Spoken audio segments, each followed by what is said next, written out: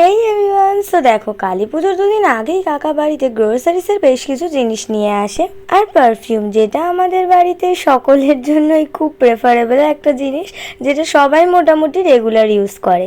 আর তাছাড়া আরও কিছু জিনিস ছিল, সেগুলো আমি আর ডিটেলে বলছি না। আর কালী পুজোর ঠিক দুদিন আগেই আমাদের বাড়িতে এসেছিল ভরের দিদা, আমার পিসিমণির শাশুড়ি।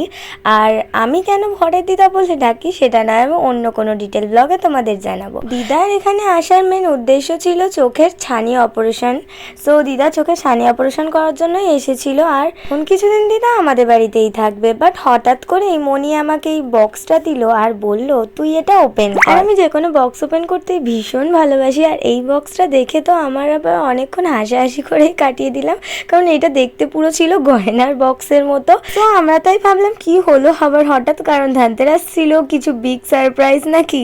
তারপর দেখি বক্সটা খুলে যে এতগুলো ড্রাই ফ্রুটস, আর সেই দেখে আমাদের হাসি আর কে থামায়। তো চলো, কালী পুজোর বড় ভ্লগগুলো তো খুব তাড়াতাড়ি আসছে আমার চ্যানেলে, তার জন্য ঝটপট চ্যানেলটা সাবস্ক্রাইব করে নাও। দেখা হচ্ছে আবার খুব তাড়াতাড়ি।